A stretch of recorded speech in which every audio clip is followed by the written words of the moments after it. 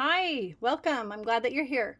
Today we're going to talk about preparing our templates for our little primitive mini, and we're going to be focusing on this little mini egg quilt by Sherry.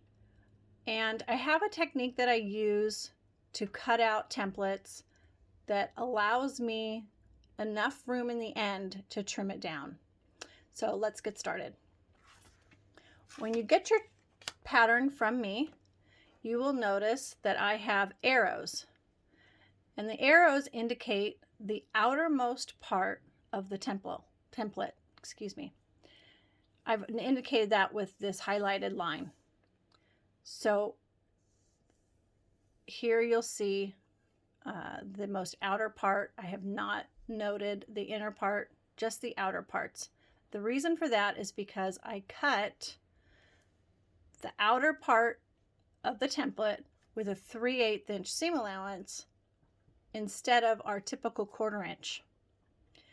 And that gives me enough room in the end to trim it up.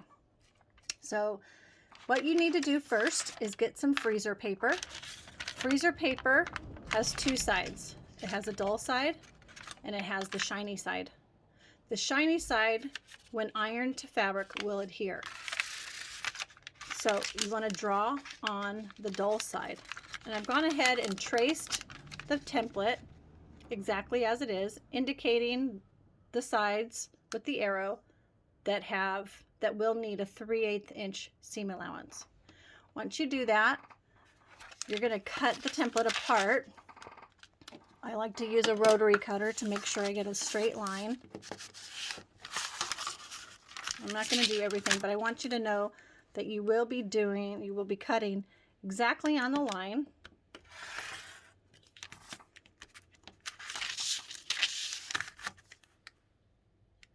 And you will end up with 1, 2, 3, 4, 5 individual pieces. A, B, C, and D will be ironed onto your background, which I'm using muslin. And the egg piece will be ironed on to your prints or the pieces that you will be using for your egg. So as you can see, I'm just cutting right along this line, and this will give me my templates.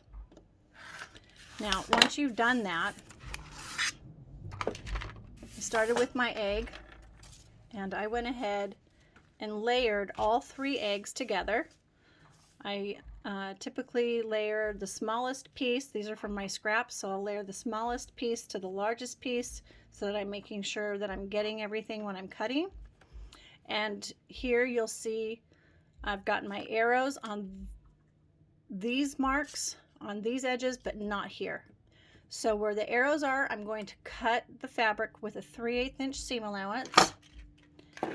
And where the arrows are not, I'm going to cut with my 1/4 inch seam allowance. So I would line it up 3/8, 1, 2, 3. It's the line just before the 1/2 inch. Okay, so I would cut that and then cut here with a 1/4. And I do keep the arrows there so I remember what I'm doing, and I don't cut where I'm not supposed to. So once you've cut the eggs, let's talk about cutting the background pieces. And a lot of people get into trouble with the corners because we've got these long points. And the long points, you have to remember when you cut, they're going to actually come out fairly long. So you got to leave yourself plenty of room for these points to come out. So if you can imagine a seam allowance that comes up, you've got to allow yourself about that much space. Nope, I'm not showing you there. Sorry, we'll do that again. You got to allow yourself about that much space before you put another template in there. And I've drawn the marks where I would cut on unit C just so you can see how much bigger than the template it actually turns out to be. And oftentimes we don't allow ourselves enough space with these types of templates. So in these cases, you're going to cut a 3/8 inch seam allowance on this side, but you're only going to use a 1/4 inch seam allowance on that side. And when you sew this all together, it's going to give you a lot more space around here for you to trim up when you're done. So we'll go on and do that at class. But for now, I just wanted to give you a heads up. And when you get the pattern, you'll understand what these arrows are for.